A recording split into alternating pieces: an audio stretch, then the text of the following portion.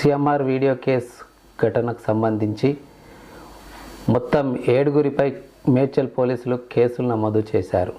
A1గా బీహార్కి చెందిన నందకిషోర్ కుమార్, A2గా గోవింద్ కుమార్లపై కేసు నమోదైంది. వీరిద్దరూ ఉద్దేశపూర్వకంగానే డిసెంబర్ 31 అర్ధరాత్రి సిఎంఆర్ ఉమెన్స్ హాస్టల్ బాత్రూమ్ వైపు వెళ్ళి అమ్మాయిలు బాత్రూంలో ఉండగా అటువైపు తొంగి చూసినట్టు విచారణలో తేలింది. అయితే హాస్టల్ అయిన వార్డెన్ ప్రీతిరెడ్డి మరియు ధనలక్ష్మి దృష్టికి తీసుకెళ్లినా వారు పట్టించకపోవడం, వారు నిర్లక్ష్యంగా వహించినందుకు వారిపై కూడా మేడ్చల్ పోలీసులు కేసు నమోదు చేశారు.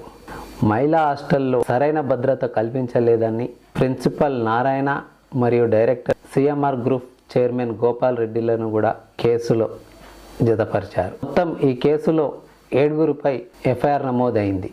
అయితే ప్రధానంగా వార్డెన్లైన ధనలక్ష్మి, ప్రీతిరెడ్డిలు విద్యార్థినులు పలుమార్లు గర్ల్స్ హాస్టల్లో అబ్బాయిలు తరచుగా వస్తున్నారని ఎన్నిసార్లు ఫిర్యాదు చేసినా వారిపైనే దురుసుగా ప్రవర్తించడం, మీరే సరైన బట్టలు ధరించట్లేదని, వారిని రెచ్చగొట్టేలా మీ బిహేవియర్ ఉంటున్నాయని ఆరోపణలు చేస్తున్నారని విద్యార్థినులు ముందు మొరపెట్టుకున్నారు. సిఎంఆర్ హాస్టల్లో విద్యార్థినులకు భద్రత కల్పించాల్సిన వార్డెన్లే ఇలాంటి చర్యలకు పాల్పడితే విద్యార్థుల భవిష్యత్తు ఏంటని తల్లిదండ్రులు ఆవేదనకు గురవుతున్నారు.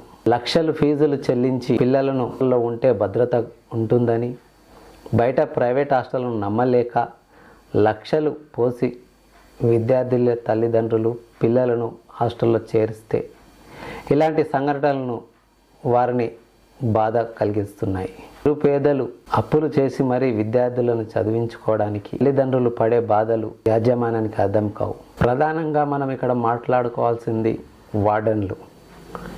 వార్డెన్ల పనేంటి? విద్యార్థులకు భద్రత కల్పించాల్సింది, ధైర్యం ఇవ్వాల్సిన వార్డెన్లే వారి ఫిర్యాదులను పట్టించకపోవడం సంఘటనకు దారితీసిందనే ఆరోపణలు వస్తున్నాయి. 7గురి పైన కేసు నమోదు చేసిన మేడ్చల్ పోలీసులు 2 బీహార్కి చెందిన వ్యక్తులను రిమాండ్కు తరలించారు.